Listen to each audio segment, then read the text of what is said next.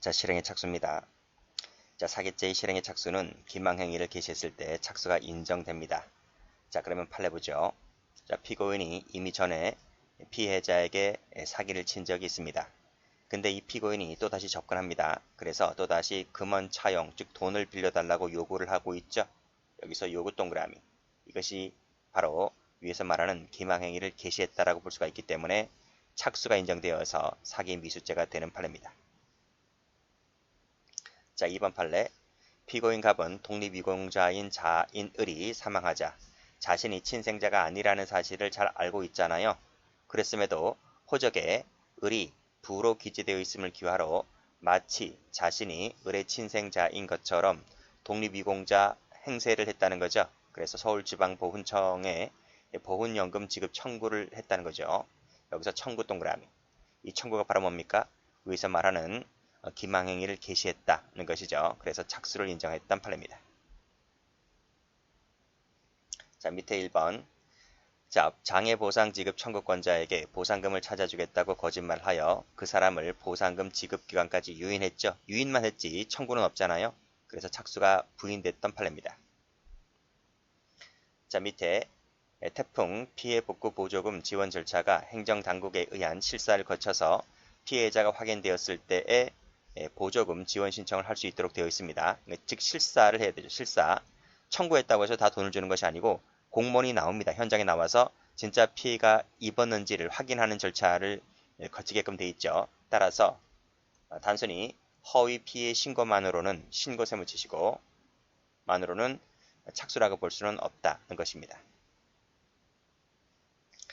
장애인 단체 지회장이 보조금을 더 많이 받기 위해서 허위 보조금 정산보고서를 제출했습니다.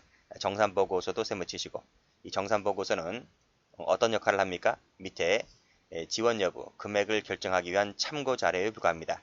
참고자료에 불과하기 때문에 정산보고서를 제출했다는 것만으로는 착수라고 볼 수가 없다는 거죠.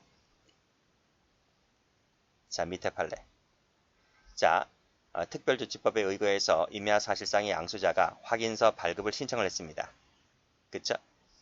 이 사람이 맞는지 아닌지 확인해 보겠다는 거죠. 신청하니까 피고인이 위조 계약서를 들이밀면서 내가 위 임야 소유자라고 허위 주장을 하였고 결국 이의 신청을 했습니다. 즉 확인서 발급 신청하자 피고인이 이의 신청한 거예요. 위조 계약서를 들이밀면서.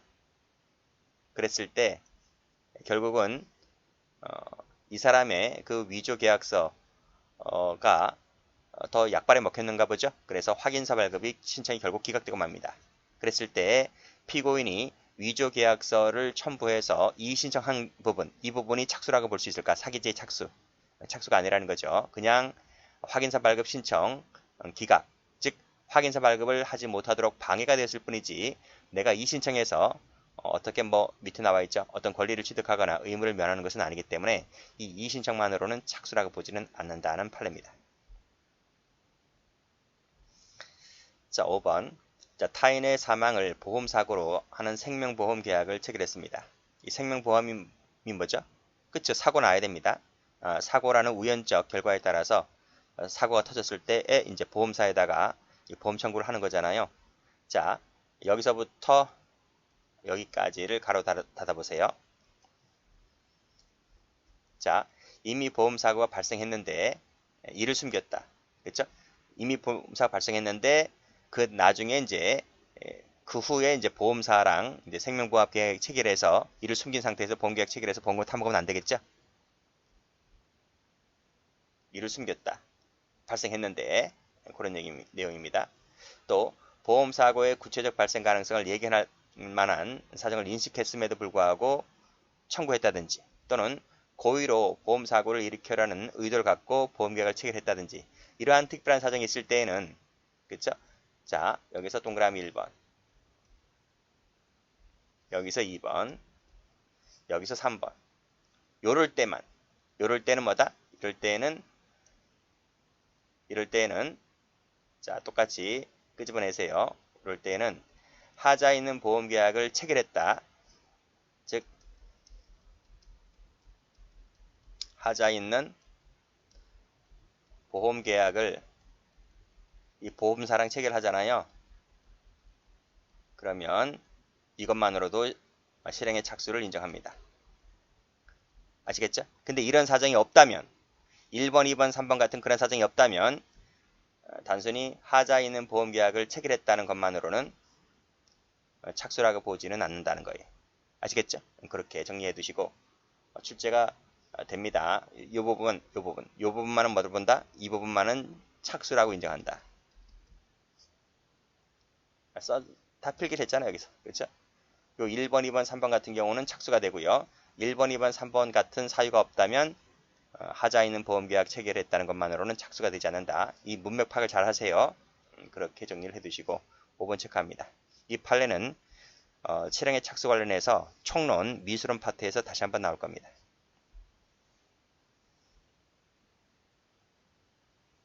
됐고, 자 그러면 색깔을 칠해 볼까요?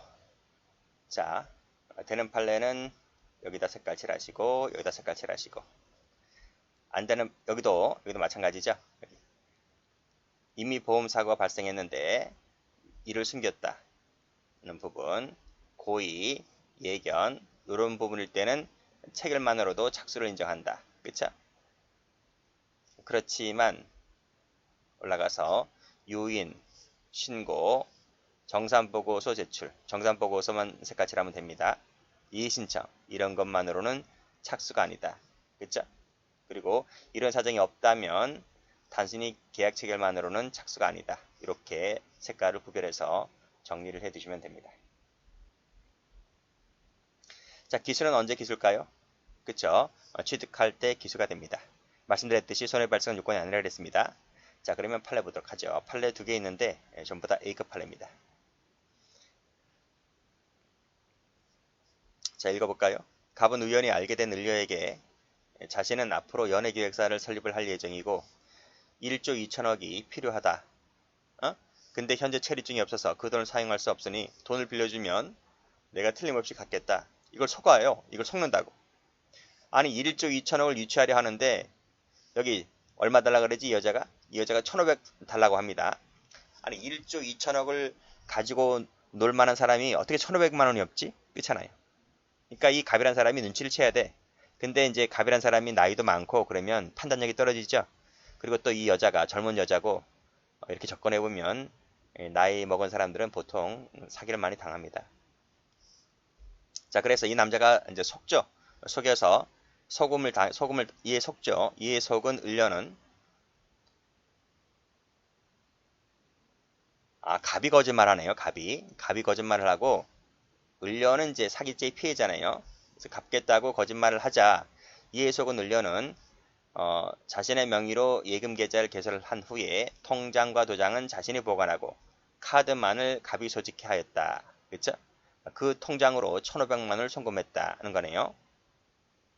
야, 근데 이 갑이 을려가 어떻게 속네, 그쵸? 속아요. 자, 이를 의심하게 된 을려는 소지하고 있던 통장과 도장으로 다시 인출했다. 다시 인출했기 때문에 손해가 났습니까? 안 났습니까? 손해는 나지 않았죠. 사기죄가 될까 안 될까? 송금하는 순간 뭐죠? 송금하는 순간 취득을 봅니다. 취득으로 봐요. 자기가 카드 갖고 있기 때문에. 그래서 송금하는 순간 내가 이 카드를 갖고 돈을 인출할 수 있는 지위를 취득한 거예요. 그래서 여기서 이 송금 자체를 취득으로 보는 거예요. 자, 그래서 지금 방금 읽었던 사실관계의 판결루지가 쭉 나와주고 있습니다. 보시게 되면 빨간 펜으로 송금 받았다 동그라미 치시고 이게 이퀄 기수다 이렇게 필기하시면 됩니다. 기수라고 나오죠? 기수라고. 결국 인출하고 있지 않던 중에 명의자가 이를 인출해 갔다. 그래서 결국 손해는 나지 않았다 할지라도 이건 사기죄 요건이 아니기 때문에 여전히 사기죄는 기수다 이런 얘기입니다. 자, 도자기 사건도 출제가 잘 됩니다. 자, 볼게요. 갑은 도자기 대금을 지급할 의사, 능력도 없이 백두산 미륵불살 건립사업을 홍보하는 내용이 담긴 도자기 5,000개를 주문 제작해 하였다. 자, 그리고 편의상 을로 하여금 제작된 도자기를 부처님 석가탄신일 있죠? 석가탄신일. 그 석가탄신일에 맞게끔 이렇게 몇 달 전에 다 주문 제작해 하는 거예요. 그래서 이 사람이 전국의 사찰로 직접 배달하도록 하였는데 1600개는 실제로 배달됐습니다. 배달됐으니까 기수죠. 이 사람이 능력도 없다 했으니까 사기를 친 거잖아요. 대금 그러면 도자기 값을 물어야 될 것 아니겠습니까? 주문만 해놓고 도자기는 값은 배달되지 않은 겁니다. 그래서 이것은 여기서 사기죄는 기수가 되는 거예요. 자, 문제는 나머지입니다. 나머지 3,400개는 갑의 지시에 따라서 지정된 사찰로 배달될 수 있는 상태로 놓은 채 의리 보관 중이었다. 이것도 기술가 아닐까? 이것을 기수로 봐야 되느냐, 미수로 봐야 되느냐, 이 얘기입니다. 판례가 뭐라 그러는지 아세요? 판례가 꺽쇠 1번에서, 꺽쇠 1번이 중요하죠. 재물 교부가 있다 하려면 재물의 현실 인도가 필요하다. 그 현실 인도가 바로 뭐예요? 1600개가 지정된 사찰로 배달되었다. 이 얘기입니다. 그래서 여기서 재물의 현실 인도가 되면 당연히 교부라고 봅니다. 근데 거기에 한정되는 것이 아니라 밑에 보시면 그 재물이 범인의 사실상의 지배 아래 들어가서 그의 자유로운 처분이 가능한 상태에 놓인 경우도 교부가 있었다고 보아야 한다. 그게 바로 뭡니까? 의리 보관 중이다. 이 얘기죠. 이것도 그래서 기수라고 봐야 한다는 게 판례입니다. 그래서 교부라는 말의 의미는 1번, 2번 둘 다 된다는 거예요. 무지 시험에 많이 나왔습니다. 1번만 되고 2번은 안 된다 하면 틀리죠. 그 사실관계가 밑에 2번이에요. 그래서 실제로 배달된 것 밑줄 동그라미 1번, 보관 중인 것 동그라미 2번, 이 두 개 다 뭐다? 기수다 이런 말입니다. 자, 꼭 기억을 해두세요. 자, 위에 판례도 출제가 많이 되었기 때문에 봐두시고, 그러면 기수가 되었다는 표시해둬야 되겠죠? 여기를 색깔 칠하시고 빨간색으로, 여기를 색깔 칠하시고, 여기서 여기 그의 자유로운 처분이 놓인 상태, 그게 뭐다? 보관 중이다. 이것도 기수단 말입니다. 자, 다음 판례 보죠. 자, 이 판례도 별표 3개짜리죠. 자, 어음수표 발행인이 있습니다. 자, 지급기일에 결제되지 않으리라는 정을 예견하면서 이를 발행하죠. 그쵸? 부도나는 수표를 발행하는 거예요. 자, 그 상대방을 속였다는 거지. 그쵸? 그래서 어음 할인을 받아서 90% 대금을 취득하죠. 또는 물품을 매수하였다면 사기죄는 여기서 끝납니다. 여기서 기수가 된다 이런 얘기죠. 자, 한번 제가 적어볼까요? 갑이라는 사람이 있어요. 그쵸? 이 사람이 어음 발행인입니다. 이 어음은 지급기일에 결제되지 않으리라는 정을 예견하면서 했으니까 이 어음은 무슨 어음이야? 딱지어음이야, 딱지어음. 딱지어음. 딱지어음은 이제 부도가 날 것이 예견되는 어음인 거죠. 자, 을이라는 사람에게 이 딱지어음을 팔아요. 기망을 해서 착오를 일으켜서 이제 싸게 사는 거죠. 그렇죠? 매수를 한다. 그러면 이제 어음이 일로 오겠죠? 취득을 하게 되는 거죠. 그러면 사기죄는 여기서 끝나는 거예요.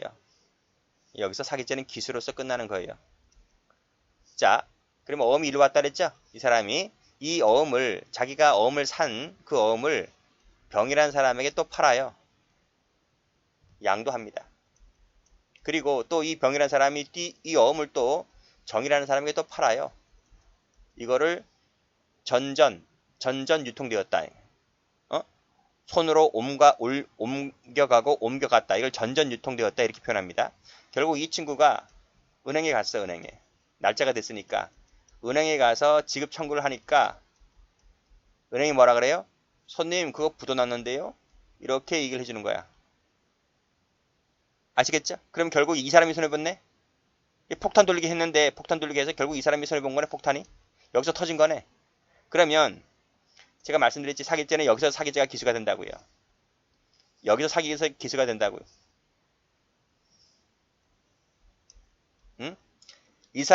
갑은 을에 대해서만 사기죄가 되는 것이지 갑이 병에 대해서 사기죄 된다 안 된다? 안 된다. 갑이 정에 대해서 사기죄 된다 안 된다? 안 된다. 갑은 이 사람들 얼굴을 몰라요. 나는 직접적으로 사기친 것은 을에게 사기쳤지 이 사람에게 사기친 게 아니에요. 그걸 판례가 얘기해주고 있는 겁니다. 그래서 밑에 보시면 사기죄는 이로써 완성된다. 여기서 기수가 끝난단 말이죠. 위 거래 상대방이 그것을 타에 양도함으로써 전전 유통되고 최후 소지인이 지급기일 날 은행에 가서 지급 제시했는데 결국 부도 처리가 났다 할지라도 특별한 사정이 없는 이상 그 마지막 최후 소지인에 대해서는 뭐다? 사기죄가 되지 않는다. 사기죄가 안 된다. 사기죄는 여기서 끝난단 말이죠. 여기서. 이해되시죠? 이 밑에 것도 똑같아요. 변제 의사나 능력도 없는데 이를 숨긴 채 그랬습니다. 금원 대여를 요청하여 이에 속은 피해자로부터 배서가 된 약속금을 받았다. 그럼 여기서 기수가 되는 거야. 여기서. 그거 받았다. 동그라미. 여기서 기수가 되는 거야. 그 후에 지급 거절되고 금기간에 대해서 상환 채무를 지게 되었다 하더라도 그건 그 이후라고요. 여전히 여기서 피해자에게 사기쳐서 배서가 된 약속금을 교부받았을 때 요때 사기죄인 기수가 되는 것이기 때문에 결국 사기죄가 된다. 이런 얘기죠. 자, 됐고. 자, 맨 밑에 판례부터 먼저 볼게요. 자, 보험 사기죠. 보험 사기는 청구할 때 착수가 되고 보험금을 지급받으면 기수가 됩니다. 그쵸? 쉬운 판례네요. 자, 중요한 것이 이 판례입니다. 자, 중요한 것이 맨 위의 판례고요. 아시겠죠? 맨 위의 판례 중요하고 밑에 거는 뭐 거의 같은 판례고. 자, 세 번째 판례가 무지무지 중요하다 하는 거예요. 무지무지 중요하다. 자, 이 판례 보기 전에 여기다 한번 제가 적어볼게요. A라는 사람이 있어요. A라는 사람이 사기꾼이에요. 사기꾼. 사기친다는 것을 갑이 알아요. 이 사람이 이 B라는 불특정 다수에게 사기친다라고 하는 것을 알면서 이 사람이 통장을 갑 명의로 된 통장을 빌려줍니다. 통장을 빌려준다. 뭐 개설해준다. 뭐 해도 되고 빌려준다 해도 되고. 됐어요? 그러면 A가 자기 통장이 아닌 갑의 통장이니까 보다 사기를 좀 더 쉽게 사기칠 수 있겠죠? 그래서 이 B라는 피해자가 이 사람은 사기꾼인데 이 사람은 이 B라는 피해자가 착오를 일으키죠. 사기당하는 거니까요. 그래서 이 통장에 즉 갑이 명의자로 되어 있는 통장에 입금을 합니다. 이렇게. 입금을 한다. 입금이 뭐지? 처분행위지. 처분행위를 하면 여기 통장에 돈이 꽂혔겠죠? 돈이 꽂혔습니다. 그렇죠? 취득된 거죠? 그렇잖아요? 자, 그랬을 때 이 통장을 사기꾼이 이 통장에 있는 돈을 이렇게 인출하면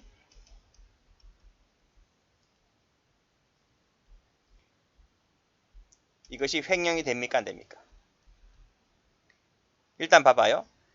A가 B에게 기망을 해서 착오를 일으켰고 통장에 돈을 집어넣었잖아. 통장에 돈을 꽂혔지. 그럼 여기서 뭐가 됩니까? 사기죄 기수가 됩니다.